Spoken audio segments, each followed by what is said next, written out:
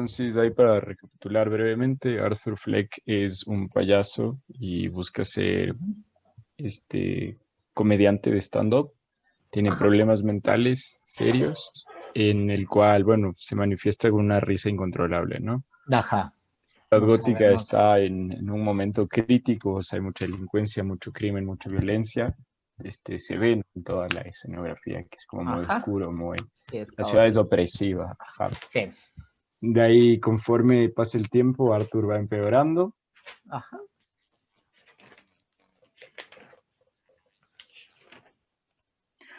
Entonces, bueno, siendo las 4 de la tarde, contamos con 30 asistentes. Le voy a dar la presentación. Ya, dale, dale. Y de ahí arrancamos. Bueno, entonces, buenas tardes a todos. Bienvenidos al Cineforo del análisis psicológico de la película del Joker. Nos está acompañando el distinguido profesor Mario Albán Roballo, psicólogo clínico graduado en la PUCE, tiene una maestría en medicamentos y salud pública, un diplomado en calidad de vida, es docente y tiene su consulta particular y trabaja con poblaciones con cáncer. Entonces, además de eso, es un conocedor y apasionado del cine y pues estamos en las mejores manos posibles para esta, la última conferencia de la Semana de la Psicología. Esperamos que haya sido muy fructífera, muy llena de aprendizaje y de conocimiento. Entonces, sin más, profesor. Muchas gracias, Carlos. Bueno, ya hice una pequeña introducción, entonces ya más o menos tienen idea de quién soy. A ver, el Joker creo que es una película bastante compleja de analizar. O sea, la había visto, recién la volví a repetirme para, para analizarla de nuevo y encontré otros detalles más.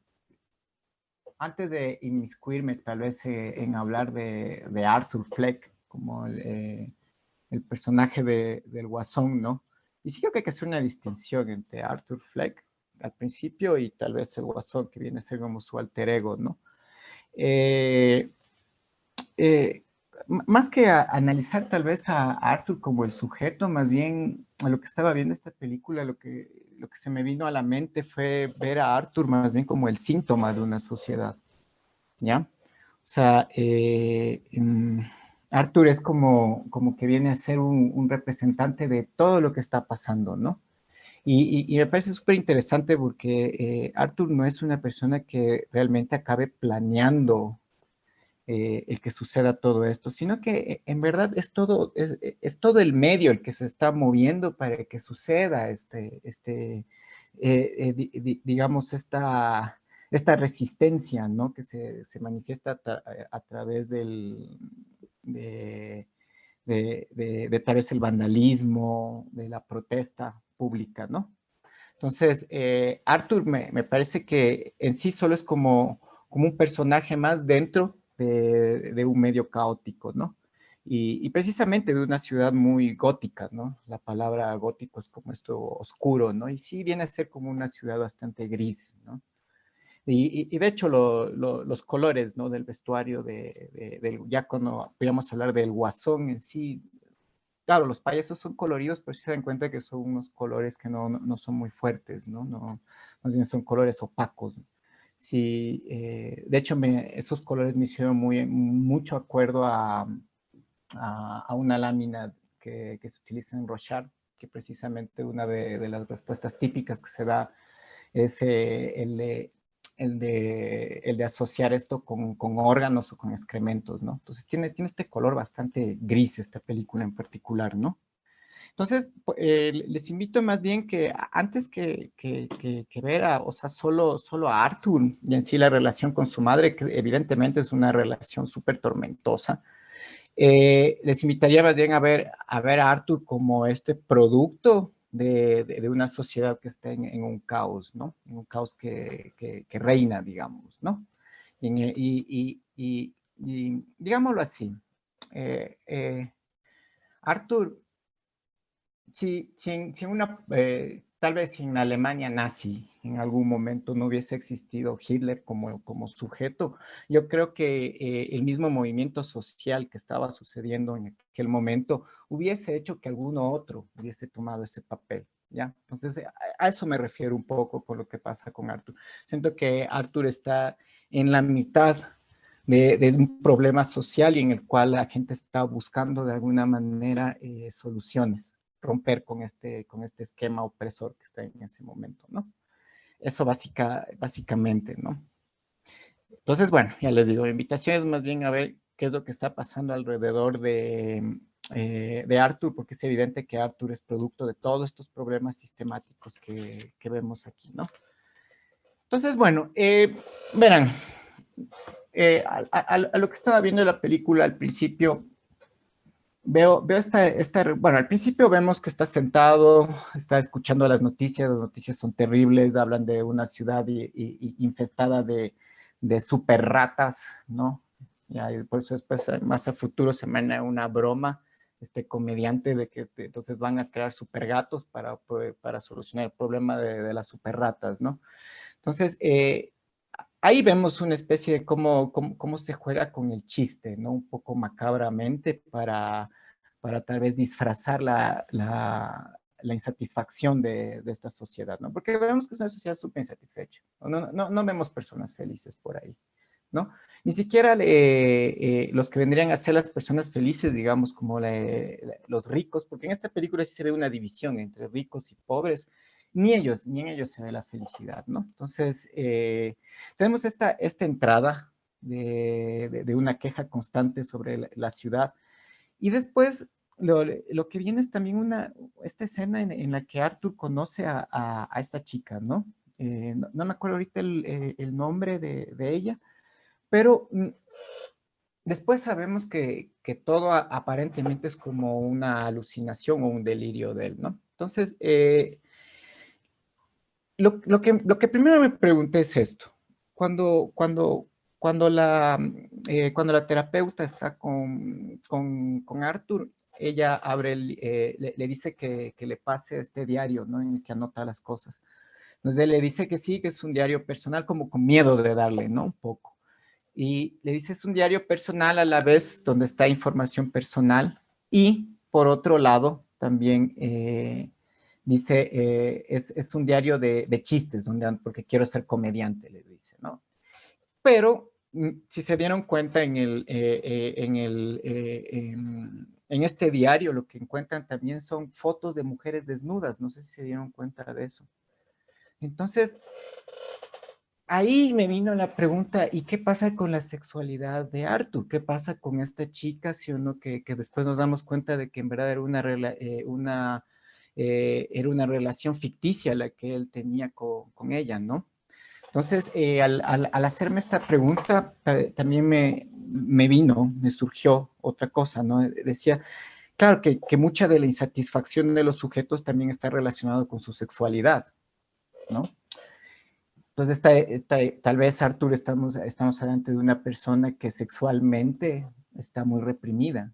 Y sí vemos tener esta relación muy extraña que tiene con su madre, ¿no? Que a ratos es como que la cuida, pero a ratos es una relación que pareciera más de pareja a momentos que una relación de entre madre e hijo, ¿no? De hecho, él dice que él se acaba convirtiendo como en el hombre de la casa, alguna frase así más o menos dice, ¿no? Ya, entonces, ¿a qué viene todo este montón de cosas que les digo? No sé si ustedes saben sobre los incels. ¿Han escuchado sobre los incels? Y si no han escuchado, les invitaría a que pongan en internet, escriban incels y ya les escribo en el chat para que...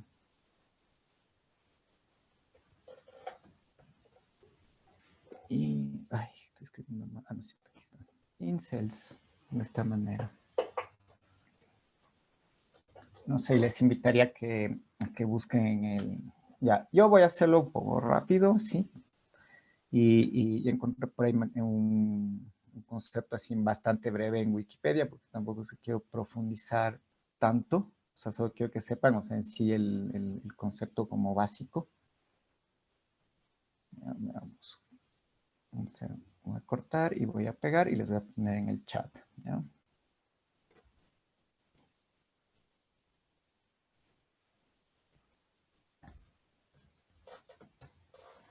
Ya, incel dice, entonces, abreviatura de la expresión inglesa involuntary celibate. Celibate, célibe involuntario.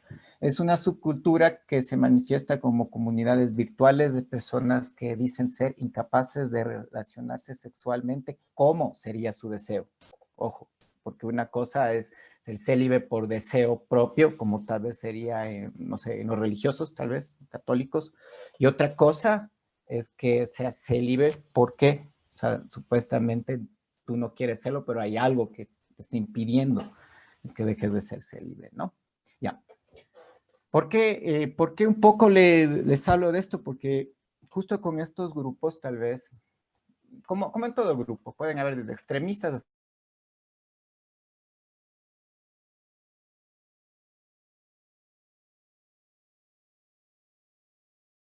un odio muy marcado hacia las mujeres, ¿ya?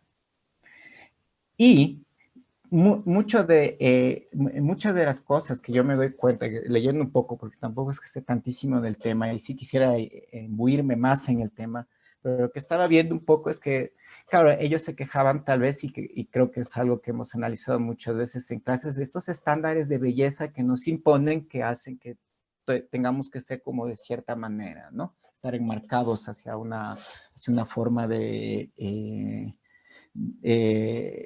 de mostrar nuestra estética, ¿no? La estética es el estudio de la belleza, ¿ya? Entonces, bajo esto, entonces, no se me hace muy extraño que muchos de estos grupos dicen, he estado ahí leyendo que a veces en los chats de estos grupos se puede ver un poco el odio que puede haber hacia las mujeres, ¿no? O sea, de que como no se sienten aceptados, pueden llegar a cometer actos, digamos, peligrosos para la sociedad, ¿ya?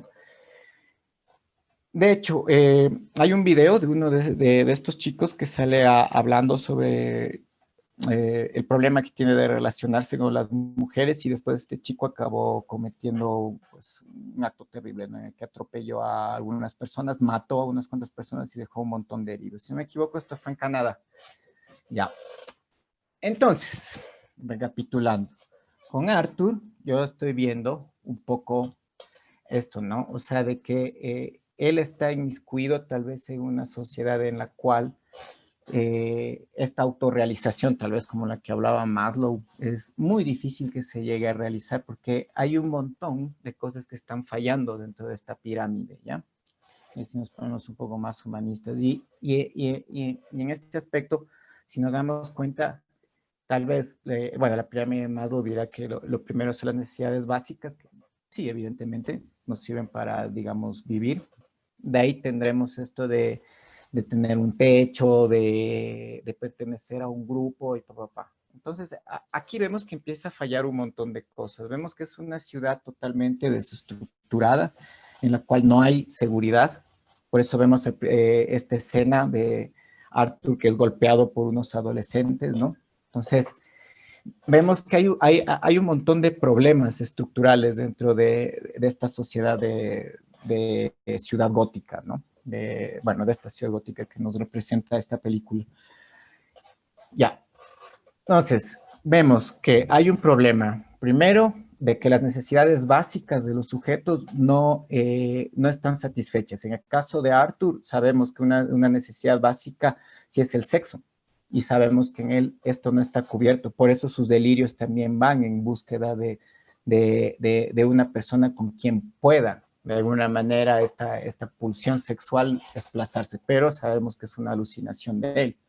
Ya. Por el otro lado, tenemos una ciudad en la que se vive en una total desprotección, ¿ya?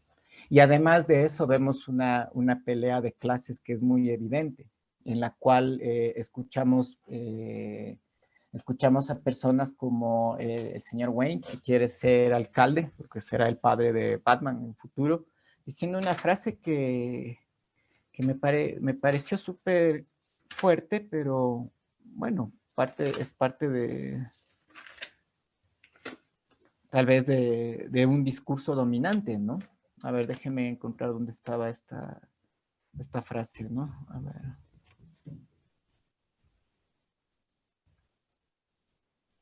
Aquí está.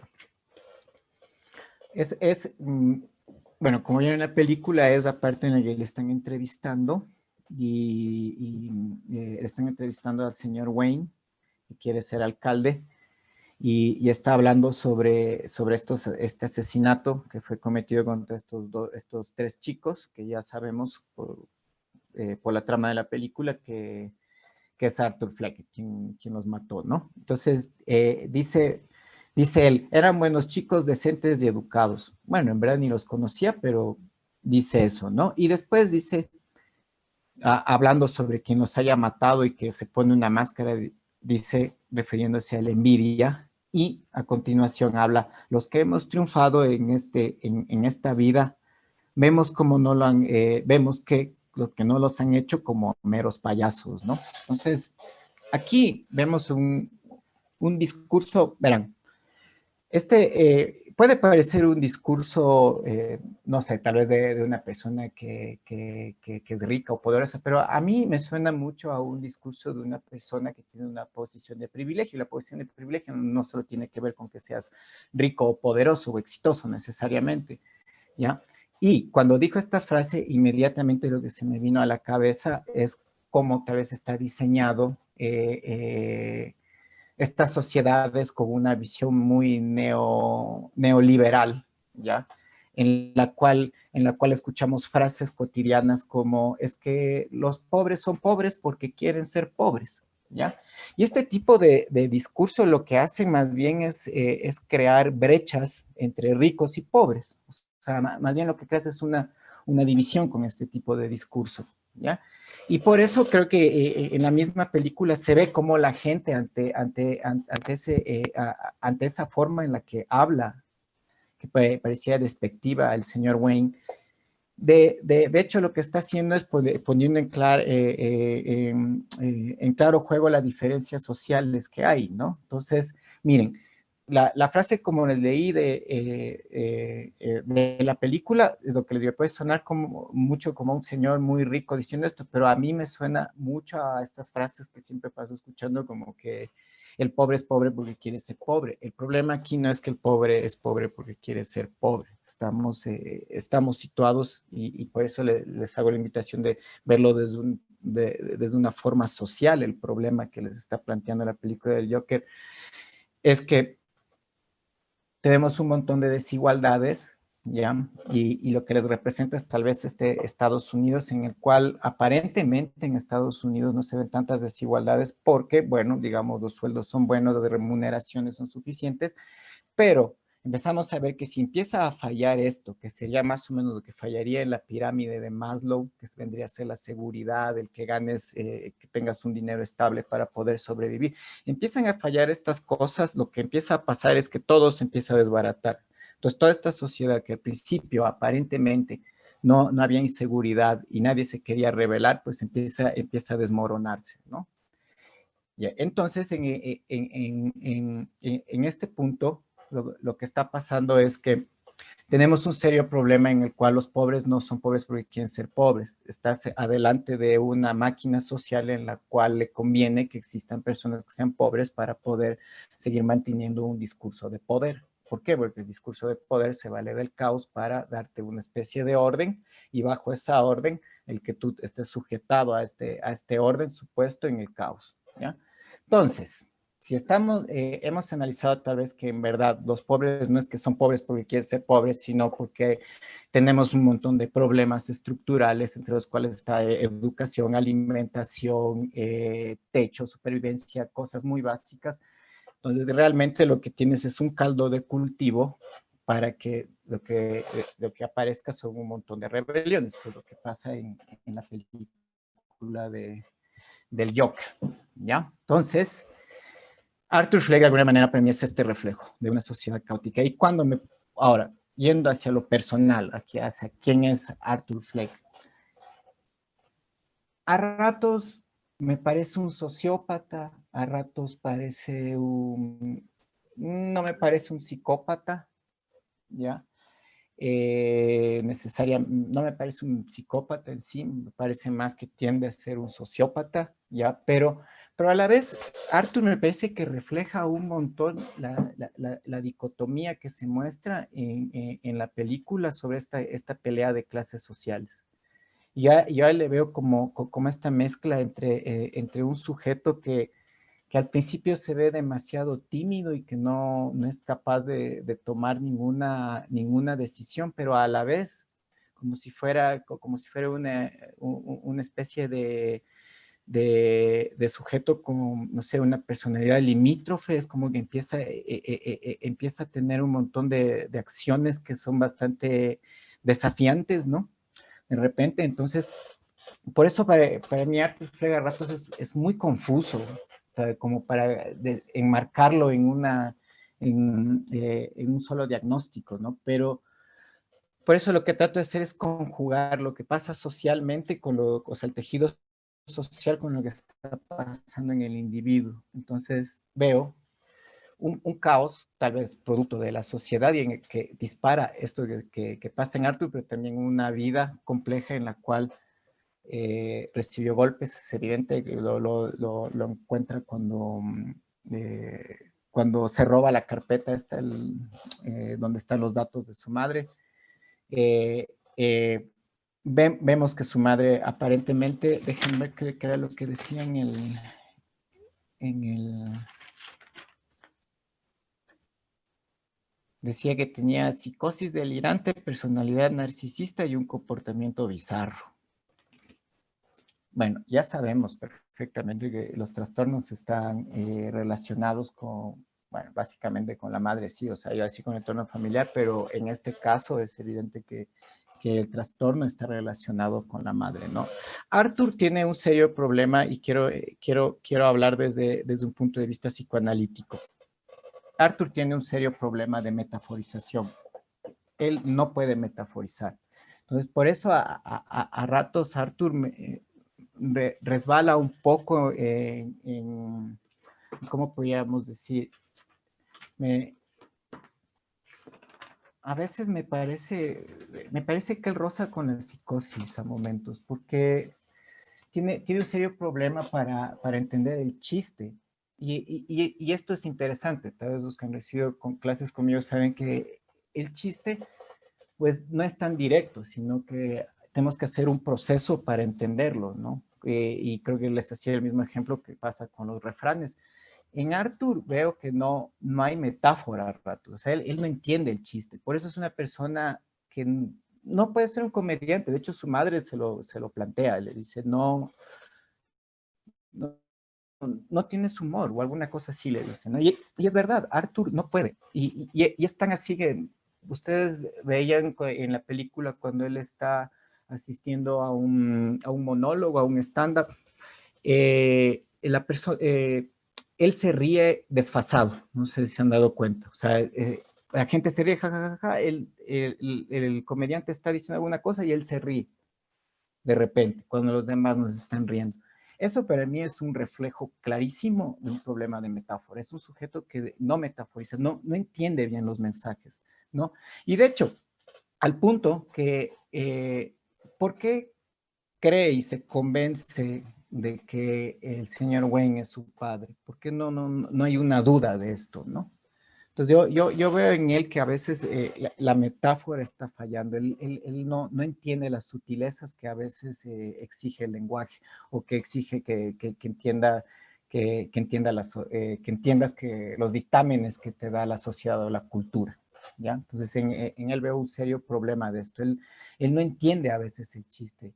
Y ahora, si lo trasladamos a otros lugares, si él no entiende el chiste, evidentemente en su vida y en el lenguaje que él maneja, está desconectado del mundo de alguna manera. ¿Y qué me demuestra que él está desconectado del mundo?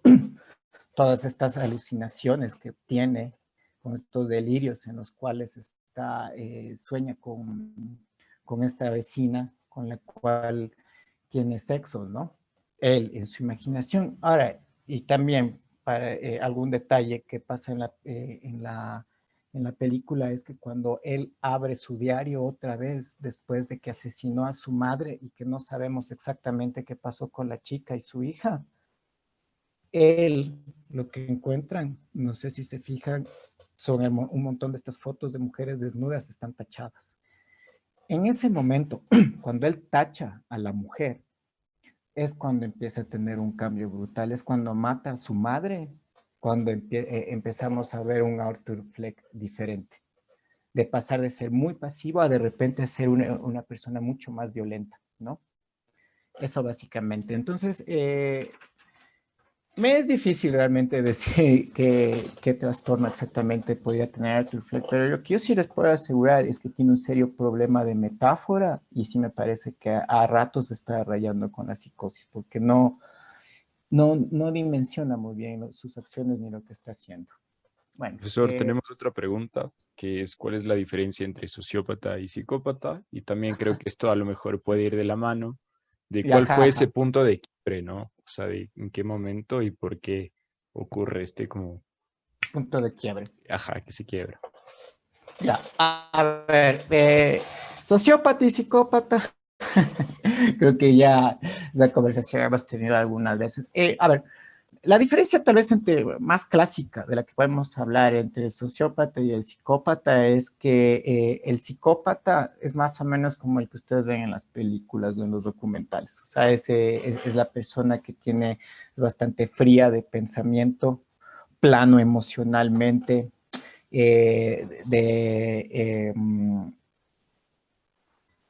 a ver, plano emocionalmente, bastante, ¿cómo podríamos decirlo?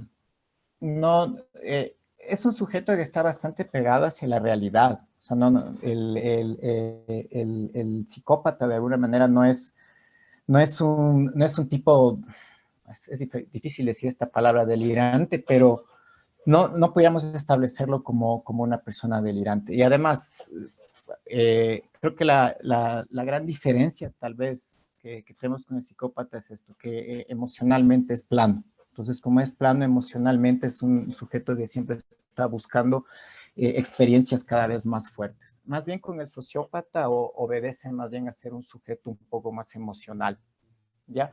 Además, hay otras teorías que los dividen por estructuras mentales, ¿no? Porque lo que pasa a veces con el psicópata es que el área prefrontal del cerebro no alcanza a tener eh, una acción, digamos, tan fuerte a comparación de un cerebro normal, ¿no? Entonces, precisamente estas partes son donde se localizan la moralidad, la ética, estas cuestiones de decir esto está bueno o esto es malo. ¿Ya? Entonces, por eso en ellos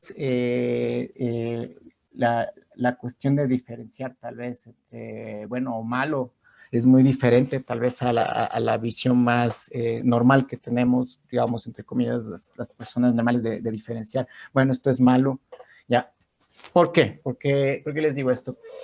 Que hay una característica que también se le ha puesto a veces al psicópata y es esta de ser, eh, de ser sádico, de disfrutar del dolor del otro, ¿no? Entonces, si disfrutas del dolor del otro, es evidente que esta moralidad y ética está trastocada, ¿no? A comparación de una persona que, digámoslo psicoanalíticamente, se ha formado su superior, ¿no? O sea, todas estas limitaciones que la cultura le ha dado están actuando sobre él, entonces tiene ciertos límites, ¿no? Entonces, digámoslo así, el uno es como emocionalmente más plano, el otro sí es un poco más emocional. Entonces, en uno tal vez sí encontrarás un sentimiento de culpa, en el otro tal vez no hay un sentimiento de culpa, ¿no? Entonces, por eso si han visto documentales de asesinos seriales, se me da cuenta que cuando hay entrevistas que les hacen son personas bastante relajadas y tranquilas para hablar. Inclusive cuando están mintiendo, no notan nerviosismo en ellos, ¿no? Eso básicamente. ¿Y cuál era la otra pregunta, Carlos? Discúlpame, me María hablando del Y que cuál es sociópata. el punto en el que como que Ah, el que se quiebra, quiebra, ¿no? Ujú. Arthur Fleck. Ya. A ver, a ver, la antesala sería la carta, porque tenemos esta carta en la que Arthur la devela, digamos, ¿no? La abre y descubre este supuesto secreto, ¿no? De que es hijo del señor Wayne, no me acuerdo el nombre del papá de Batman en este momento. Pero entonces de ahí lo que pasa, creo que pasa es, bueno, tenemos dos acontecimientos, de hecho, de quiebra ahorita que me pongo a pensar. En el metro, el metro o el tren, bueno, eh, cuando, cuando mata a estos tres personajes de Wall Street, digamos, que vendrían a representar esta clase dominante, y o el discurso dominante, y en el otro lado yo creo que el quiebre se da súper fuerte en el momento en el que mata a su madre, o sea, en el que descubre de que es adoptado,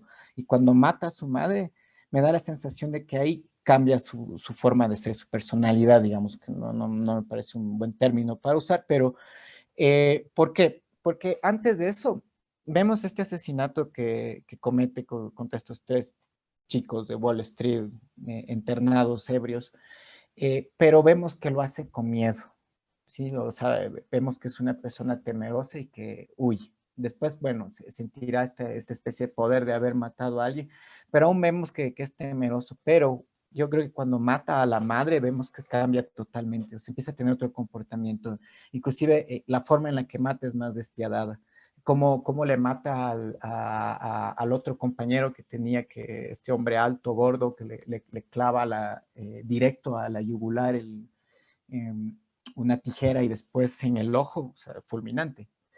Eh, o sea, quiero decirles, si se dan cuenta que al principio es como un ser muy temeroso, hace este quiebre con la madre, con esta madre tóxica, digamos, de una manera, y de ahí empieza a tener otro comportamiento, y por eso les digo, fíjense, en el diario están tachadas todas las imágenes de mujer.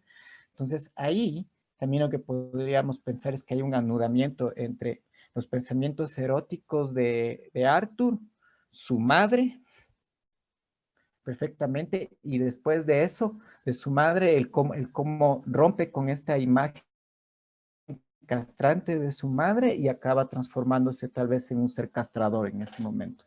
O sea, en este sujeto que se toma el poder en su mano, ¿no? Bajo la acción, como diría Foucault, tal vez, o sea, bajo el hecho tal vez de asesinar a alguien. Yo diría que cuando mata a la madre, hay como que cambia. Se ven dos sujetos diferentes. Ajá. No sé, ¿alguna otra Sí, bro. pregunta o Este, algo que... Kylie Venezuela pregunta, con respecto al deseo sexual, las personas que se limitan, ¿es posible que desemboque dar un deseo sexual fuera de lo normal, como tener este romance ficticio o no necesariamente?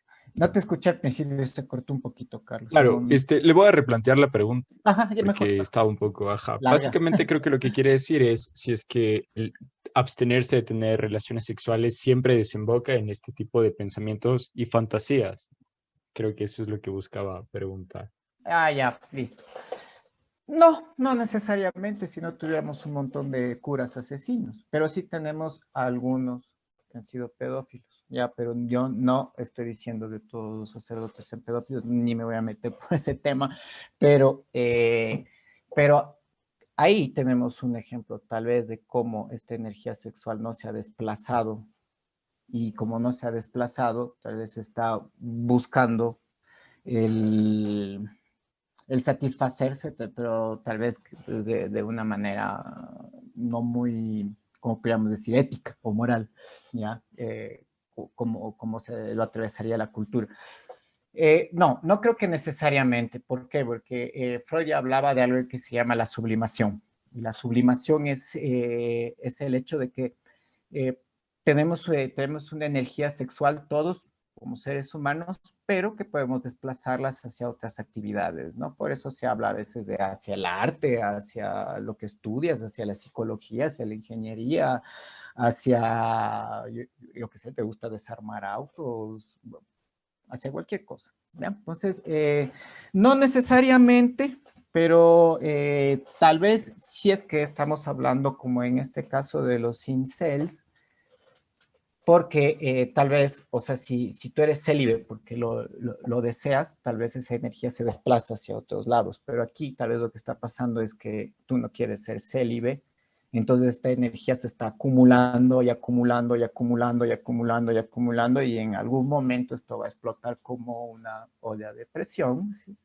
que que ya no pueda, que ya no tenga la válvula, ya no pueda aguantar más, botar la presión y en un momento va a reventar esto. Entonces, es así. O sea, me refiero a una cosa es que sea voluntario y tal vez en esto que es voluntario se aplicaría la sublimación, que es como que nuestra energía sexual se desplaza hacia un montón de cosas. Pero en este caso, tal vez en el de Arthur, no estamos viendo eso y por eso sí es un caldo de cultivos para que él de repente explote.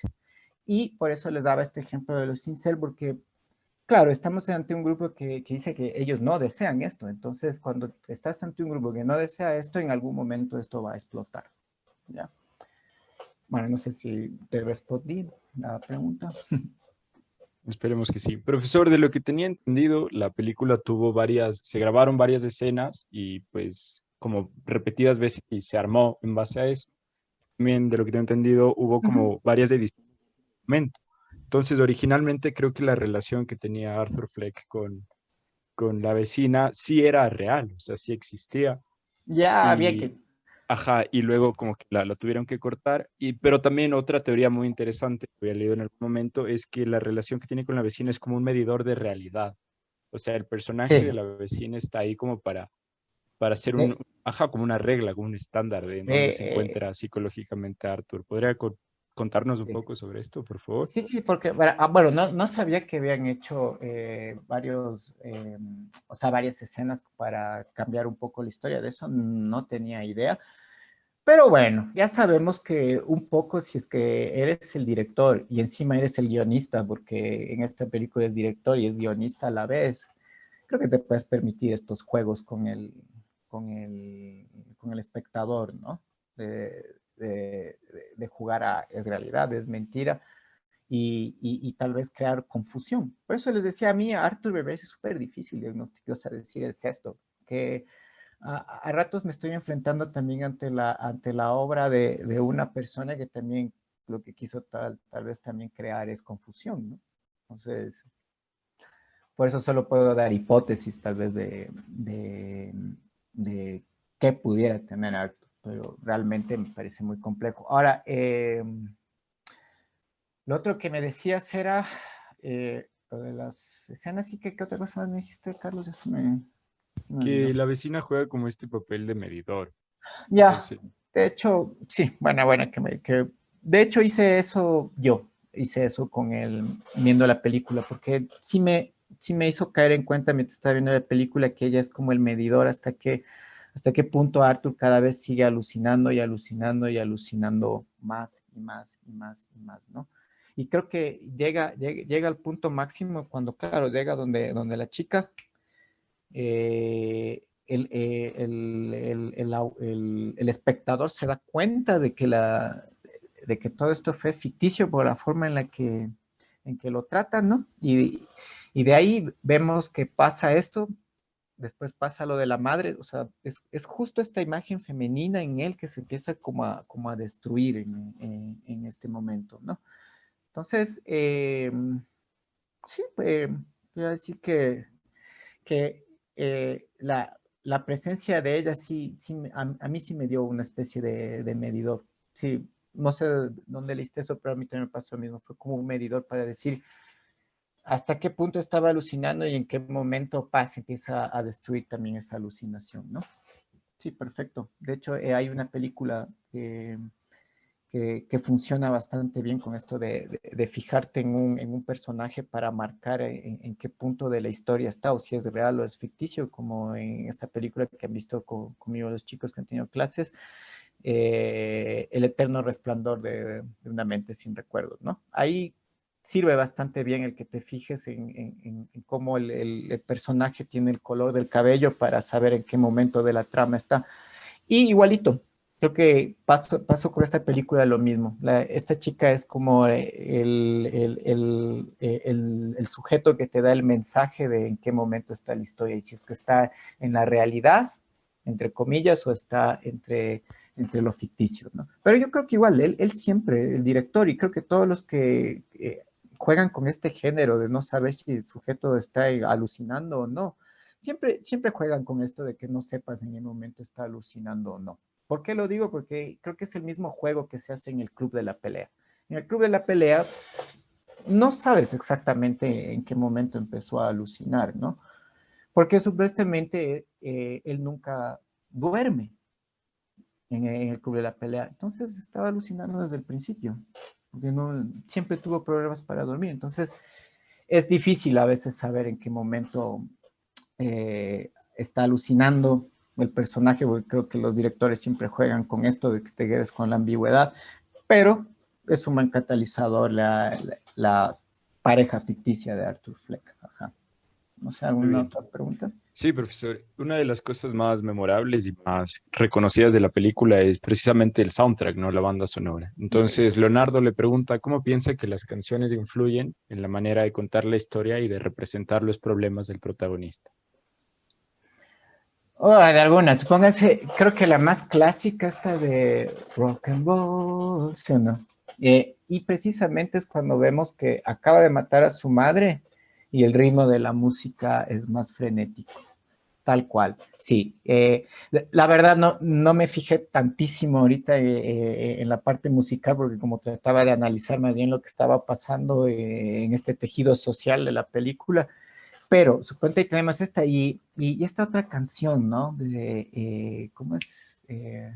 La canción del programa humorístico, ¿no? Como que, como que es una canción en ritmo rápido, alegrón, pero el mensaje no es tan alegre el que te da, ¿no? Y creo que esta película juega con eso, o sea, que es un payaso, pero no es un payaso tan alegre, es una canción alegre, pero su mensaje no es tan alegre, ¿sí o no? Entonces, creo que la música es importante, tal vez solo me fijé en estas dos canciones, pero creo que estas dos canciones me matizan bastante bien el quiebre que hay en el que pasa, digamos, a ser un sujeto más activo cuando suena esta canción de rock and roll y que sale bailando en las escalinatas estas y atrás aparece la policía y sale corriendo. Y la otra esta de este programa de televisión que utiliza una canción que precisamente no me parece que tenga una letra de lo más bonita, pero, o sea, me refiero a que no es muy alegre, pero a la vez el ritmo es muy alegre, ¿no? Entonces tenemos este agridulce a veces en esta película, ¿no? Eso básicamente, y quisiera ayudarte más en la parte de la música, pero la verdad no le paré mucha bola en esta parte. Bueno, eso básicamente. Listo, profesor. Al inicio de la conferencia, mencionó mucho sobre la parte de la crítica social, ¿no? Uh -huh.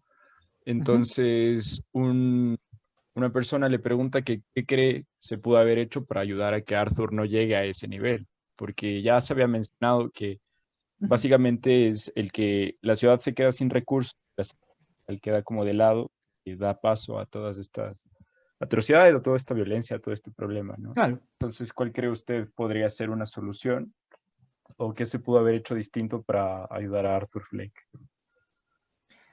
Bueno, pucha, hay algunas cosas, ¿no? Supuestamente es ciudad gótica, pero a mí me parece Nueva York, ¿no? Entonces, eh, sí, en parte tenemos el problema de los servicios sociales. Fallaron. Primero, por cómo es posible que Arthur siga viviendo con una madre que tiene el expediente que tiene en el psiquiátrico. ¿No? O sea, ya por ahí me parece súper raro. Es extraño. O sea, y encima, ¿cuál era? ¿Qué era lo que supuestamente tenía esta señora según esta carpeta? Psicosis delirante, personalidad narcisista y comportamiento bizarro. Bueno, no sé, si es que es una persona que acabó en un manicomio y encima después ve fotos de este niño golpeado, o sea, que era él en el pasado, entonces podríamos hablar de que aquí fallaron los sistemas primarios, ¿no? De seguridad, en los cuales no velaron porque este niño no se desarrolle en un ambiente hostil, ¿no? Por un lado. ¿Qué más hubiésemos podido hacer por Arthur? Pues, y en un mundo ideal, tal vez Arthur no le hubiese pasado esto, o sea, me refiero a, si fuera Dios, lo hubiese puesto en un lugar tal vez menos caótico, ¿no? Porque de alguna manera los trastornos también, el que se desarrollen responden a un medio que también lo propicien a que se desarrollen, ¿no? Entonces, sí tenemos un medio en el cual Arthur es evidente que va a desarrollar los trastornos que pudiera, digamos, tal vez por genética tenerlos, ¿no? Pero de ahí que, ¿qué más hubiese podido hacer por Arthur? Es bastante difícil, ¿sabes por qué? Porque es la misma pregunta que a uno se le plantea en psicología social como, qué bonito es hacer trabajo social, pero a veces es muy frustrante porque a veces el impacto del trabajo social que haces es muy poco. Entonces, a veces el trabajo que uno hace es poco. O sea, me refiero a, hay un montón de gente con un montón de problemas y tal vez uno no puede ayudarles. Ahora, lo ideal sería que tengamos un buen sistema de salud el cual pueda prevenir este tipo de acontecimientos. ¿Ya? Porque de hecho, lo que está pasando en esta película es, o sea, es un problema de Arthur tal vez, o sea, con un sistema de salud que falla, pero también es la queja comunitaria de todas las personas, de un sistema de salud que es pésimo y que por eso la gente está muriendo y hay un montón de ratas y la gente está enferma, ¿no? Entonces, así como decirte una solución, tal vez la más clásica, ¿no? Cambiar el ambiente del sujeto, porque es evidente que es la relación que tiene Arthur con su madre la que ha creado toda esta disfunción, porque hay una parte en la que la madre dice, mi Arthur es un niño feliz porque es un niño que siempre está riendo. Entonces ahí es cuando me pregunto, ¿es un daño fisiológico el que tiene Arthur que le provoca esta risa? ¿O en verdad fue una madre que estaba totalmente desconectada de la realidad y que lo que hacía era que este niño solo pase riendo para que ella piense en su mundo ficticio que él es feliz, ¿no? Entonces, lo que hubiese hecho es separarle tal vez de esa madre que es evidente que está disparando todo lo que le está pasando a Arthur en ese presente que es la película, básicamente. Eso. Hay una pregunta que dice si es que la madre es dependiente de Arthur. La madre es dependiente de Arthur. Bueno, como te la, o sea, como te la muestran en la película, aparentemente sí, ¿no? O sea, se ve como una mujer muy, como postrada, ¿no? Esa sería la palabra, como una mujer postrada, una mujer que no puede valerse por ella, ¿no? Y tal vez, bueno, no lo sé hasta qué punto, pero Arthur odia a su madre, pero tal vez esa relación de odio que tiene se compensa tal vez con la lástima que pueda tener a su madre. A veces me da la sensación. Porque sí la odia. Al principio uno piensa, no, es un hijo que la cuida, pero después te das dando cuenta de que en verdad la odia. No la quiere. Y, pero parece que tienen, ajá, una relación de dependencia, pero esta dependencia porque parece que hay una lástima, ¿no? Que le tiene a Arthur, que siempre está preocupado por ella, ¿no? Pero ya sabemos que fue una madre negligente. Pero Arthur bloqueó esto de su cabeza, ¿no? Entonces, sí, hasta ahí, digamos. Hay una escena que fue muy llamativa, que es Ajá. cuando Arthur asesina con una tijera a su compañero de trabajo y después de Ujú. eso besa al enano en la frente. Esta pregunta se ha repetido 2 veces, entonces nos gustaría saber su Ya. perspectiva al respecto. Bueno, verán, lo que vuelvo a decirles, lo que ahorita que hablábamos sobre la música y les decía que me parece una música agridulce, esa escena es agridulce, o sea, es extraño. Hay un género que a mí me gusta de la literatura que se llama el humor negro. A mí me gusta leer humor negro. Claro, el humor negro juega a veces con esto de tal vez cosas que nos pueden asustar como la muerte, ¿no? Y en esta escena es humor negro puro, ¿no? O sea, le mata, es una escena súper fuerte, grotesca, porque ya ves que es un Arthur que ya no mata con miedo, ¿no? Con temor, sino que ya vemos que es un Arthur que es capaz de ejercer mucha violencia, ¿no? Porque vemos cómo empieza a golpear la cabeza contra el borde de la pared muy sanguinariamente. Así creo que cabe la palabra sanguinario. Y después le da un beso, ¿no? A esta persona, ¿no? A este chiquito, ¿no? Le da un beso y después él quiere salir y no, no puede, ¿no? Porque la cadena está pasada y te quedas así como... Claro, vuelvo a lo mismo, esta película apela un poco a este sabor agridulce a veces, me parece. O sea, me parece, yo sé que tal vez para algunos no les pueda parecer chistoso, porque creo que cada uno maneja el humor de diferentes maneras y eso creo que es lo maravilloso, tener la libertad de reírte de lo que tú consideres divertido. Entonces, claro, a mí me pareció divertida esa parte, ¿no? Tal vez lo del asesinato no. Y entonces, vuelvo a lo mismo, juega otra vez con esto, la canción alegre, pero con una letra triste. ¿No? Otra vez esta división que hay entre este Arthur más pasivo y después este Arthur más violento, ¿no? Y entonces esta escena también me deja esto, o sea, esta dicotomía que existe en él, esta dicotomía entre que es entre que a veces el chiste puede justificar lo que sea, ¿no?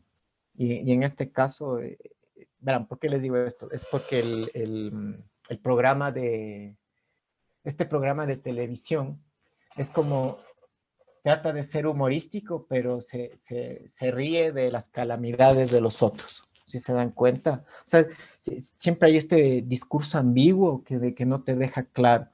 A Arthur le dicen, cuidado con hacer chistes de corte sexual, y precisamente cuando él va a entrar, una de las personas empieza a hablar si es que no tiene algún trastorno sexual o alguna cosa así, dice. Entonces, lo que pasa y lo que a veces siento en esta película es como que el chiste se transforma en una especie de, ¿cómo pudiéramos decir? De discurso dominante, o sea que por medio del chiste se justifica el discurso dominante que existe en este mundo, digamos, ficticio, ¿no? De esta película. Entonces, por medio del chiste, a veces se quiere tratar de resbalar algunas cosas, ¿no? Entonces, aquí veo como, pues, es un chiste, pero es un chiste riéndote de una muerte. Es una canción con un ritmo alegre, pero con una letra triste, ¿no?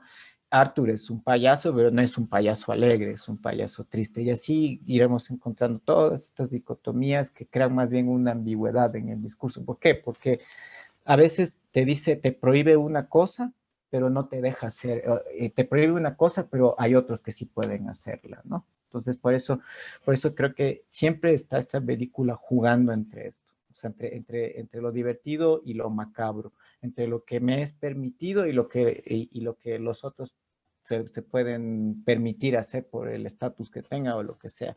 Y así seguimos con lo sexual también. De hecho, hay una parte en la que Arthur escribe lo sexual es como chistoso. Y claro, de hecho, la manera en la que hacemos que lo sexual se resbale en la conversación es por medio del chiste, porque a veces no nos atrevemos a hablar de la cosa en sí, sino por medio del chiste y la metáfora. Y volvemos a lo mismo, Arthur es una persona incapaz de entender la metáfora y por eso lo que vemos aquí es una obra bastante ambigua, porque es un sujeto que aparentemente pareciera que se quiere transformar en un símbolo eh, eh, un símbolo, digamos, de representación de toda esta gente oprimida, pero él lo dice, yo no quiero ser ningún símbolo, ¿ya? Entonces, volvemos otra vez a esta ambigüedad. Él no es precisamente una persona que busca esto, pero acaba siendo el producto de lo que está pasando en este lugar, ¿ya? Y entonces vuelve a pasar esto. Volvemos a estar entre conceptos de bueno o malo, pero que no quedan bien delimitados. Y el chiste viene a ser esta forma de tratar de combinar lo bueno y lo malo, pero en Arthur falla y por eso vemos que no puede delimitar entre bueno y malo y se va hacia un extremo como matar a alguien adelante de una pantalla. Bueno, eso básicamente creo que ya me enredé un poco. Sí, profesor, pero no se preocupe. Bueno, contamos con 7 minutos, ya hay dos preguntas espectaculares. Me voy a tomar la libertad como de mezclarlas y pasárselas, ¿no? Amalgamarlas. Ajá, sí, básicamente aquí topa un tema muy interesante que es el que se vuelve un símbolo, ¿no?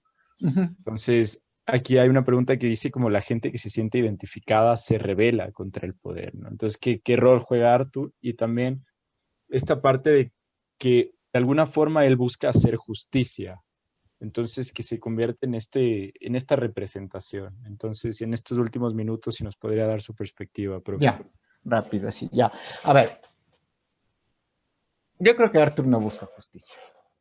A mí me parece que Arthur es una persona que actúa bajo sus prejuicios personales. Lo que yo veo en Arthur es que, sí voy a utilizar esta palabra, es un chiripazo lo que le pasa a él. O sea, lo que, lo que a él le pasa justo encaja con toda la problemática que está pasando en esa ciudad, ¿ya? Entonces, por eso les decía, para mí Arthur es un reflejo de esa sociedad, pero él no me parece que él sea el representante de esa sociedad. O sea, porque en verdad yo veo que él no buscaba hacer esa imagen. ¿Por qué les digo? Cuando él está haciendo su rutina, imaginándose que está con el presentador, ¿cómo se llama este presentador? Sí, no te por aquí el nombre. Bueno, eh, que hace Robert De Niro el papel, ¿no? Se ve que él no quiere matar al presentador. Lo que él quiere hacer se me hizo muy parecido a un episodio de Looney Tunes de hace muchos años. Él lo que quiere hacer es el acto final, el acto de los actos. ¿Y cuál es el acto final y el acto de los actos? Matarse adelante de todo el mundo, ¿no? Eh, eh,